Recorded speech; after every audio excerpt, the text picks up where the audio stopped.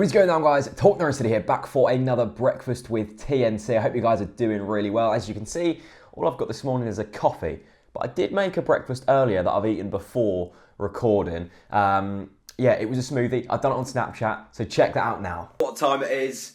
I definitely know what time it is. It's breakfast with TNC! Woo! I was going to go healthy, but to start off with, this isn't the main. I'm just going to have a couple of chocolate fingers, because, well, chocolate fingers are boss. So a couple of them to start off with. Some people who have been watching with close attention the breakfast with TNCs, that is a smoothie maker. I normally make my coffee here. You might have seen it in the shots. We're going to be using this bad boy today. The thing to go in the smoothie will be some forest fruits, black forest fruits, frozen. Frozen is important. You need your frozen fruits in there. I'll tell you what. Frozen fruits are a lot cheaper, keep a lot longer, and make your smoothie nice and cold. Black forest fruits, I love you. Next is a banana. High in potassium, it's a classic, an absolute classic. It's a smoothie essential, you need your banana in there. Getting interesting, we're going to be whacking some porridge oats in here today. They just add to the consistency, they're good for you, and they just taste really good in a smoothie. So there it is, pre-blend. We've got banana, we've got oats, we've got a bit of honey in there, some water, and some frozen fruits. You just do this. And hopefully, you get all the berries in there, you get the goodness in there, smoothie's well on its way. Have it, people.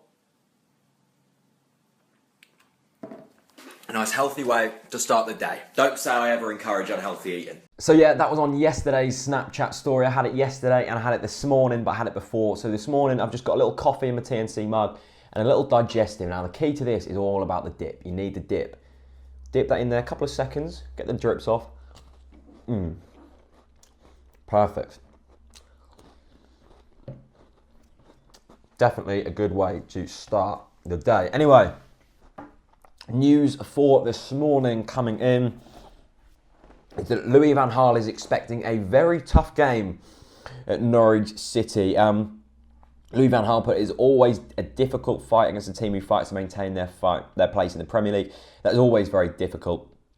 That is no excuse though, we have to cope with that. Norwich won at Old Trafford, so we have to take revenge. It shall be a very tough game, but in the spite of that, we have to win. Now, of course, Manchester United is still fighting for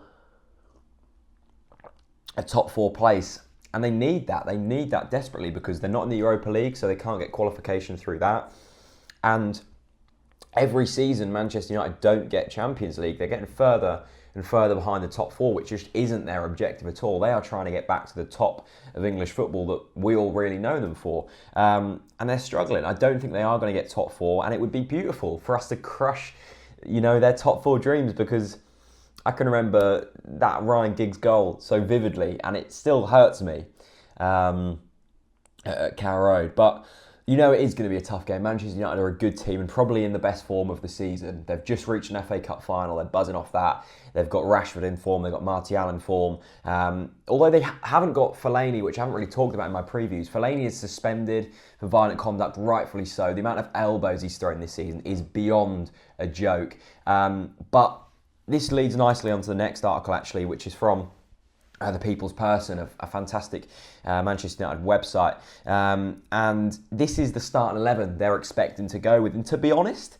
that isn't that great. I mean, the defence is what I'm looking at. I mean, you've got Antonio Valencia there at right back, who I've always associated with a right winger. So that's going to be very attacking. Hopefully we can get in behind him with Robbie Brady. Darmian on the left, haven't really seen much of him. And that centre-back pairing of Chris Smalling and Daley Blind, I haven't seen much of Daley Blind. Apparently Chris Smalling's been quite good this season. But then you look at that midfield too of Michael Carrick and Wayne Rooney. That can be exploited for sure, for definite. And then you've got Martial and Lingard, who I rate quite highly, and then Rashford up front, who we all know has got goals in him. So for me, where you need to be exploiting is the middle of the park, and then getting the ball in behind them, hopefully taking Schneiderlin out of the game and whipping it out wide, and Redmond and Brady. I think you can cause damage there, I really do. So that's quite pleasing to see. The next bit of news is, of course, Josh Murphy got the Players Player of the Year at MK Dons. He's also fighting for the top scorer award. He's had a fantastic season there at MK Dons. Yeah, he's done really, really well, which is so good to see. because I felt as though last season the Murphys were sort of not really improving to the rate they needed to be to get into the Premier League, into a Premier League team. But I saw Jacob at Coventry; he was doing well. Josh has obviously done fantastically well at MK Dons. Unfortunately, couldn't keep them up.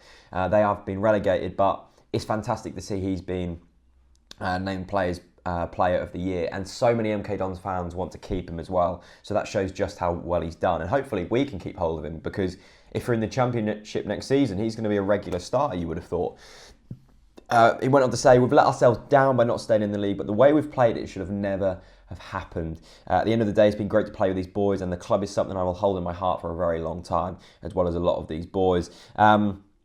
And then he basically just goes on to say that he wants to go and get the top scorer award. So that's really good news for Josh Murphy. We've obviously got Jacob Murphy out on loan. Carlton Morris has scored a few goals at Hamilton. Toffolo's had a good season of loan spell. The only player who really hasn't done much is Jamal Loza, who I've got a funny feeling won't be at the club for much longer. I don't think he's going to make it at Norwich City, which is a shame because he showed real promise in his youth days, that's for sure. A few quotes here from Russell Martin. He said that win 3 games and we stay up. It's a big ask, but if Russell Martin thinks so, then why should I doubt the Norfolk Cafu? He went on to say, I think missing chances is probably a factor in where we are at the moment. We've been on top in a lot of games and been dominant or winning a game and not quite put it to bed with chances. But that's why we find ourselves where we are. So he's kind of throwing a little dig there to the strikers. And then he said, when we haven't done it and when you don't, you're trying to keep a clean sheet for as long as possible. And it's so tough to keep a clean sheet with this defence.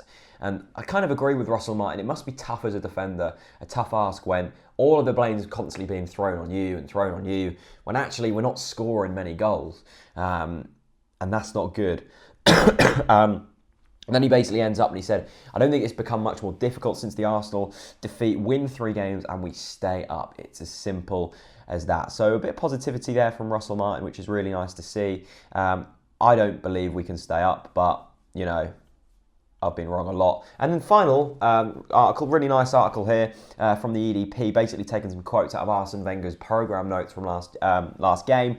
He said, Arsene Wenger reveals admiration for Norwich City chief Alex Neil. Basically just saying how much of a good job he's done, how young he is. He said, I admire the work Alex Neil is doing at Norwich at 34. He's almost the same age as I was, 33 when I started at the top level. You get used to the pressure and you gather experience at a very young age. Now, this is what excites me. Arsene Wenger revolutionised the way English football was perceived, done a fantastic job at Arsenal, petering off a bit now, but you can't take the job away that Arsene Wenger's done. He's done a brilliant job at Arsenal and really set them up for the future. And for him to be saying this about Alex Neil is really promising because it speaks volumes about Alex Neil that literally no Norwich fans have got on his back this season. None at all. I mean, there's been a few, niggles, and rightly so. He's made a few bad decisions this year. But on the whole, he's got the 100% full support from Norwich City fans. That is so, so promising to see because we all know that Alex Neil is a fantastic manager. Opposition fans don't get it. They don't watch him every week. They don't know what he's about. They don't know the journey he's been through to get here. They don't know the journey he took us on through the Championship. Alex Neil is a top draw manager and I feel very excited about the future of this football club while Alex Neil is in charge. And it's really good to see. So that is all the news for this morning. I'm going to finish up my coffee. I hope you guys have a fantastic day. It's been beautiful weather recently. Go outside, have a good time, and hopefully get fired up for tomorrow's game against Manchester United. I'll be there as always doing fan cams, and also a big thank you for 7,000 subscribers. Yes, we hit that last night. Brilliant stuff. If you haven't already subscribed, hit that. Let's try and hit 8,000 by the end of the season. That's a big ask, but who knows? We might just do it. Thank you so much for watching, and peace out.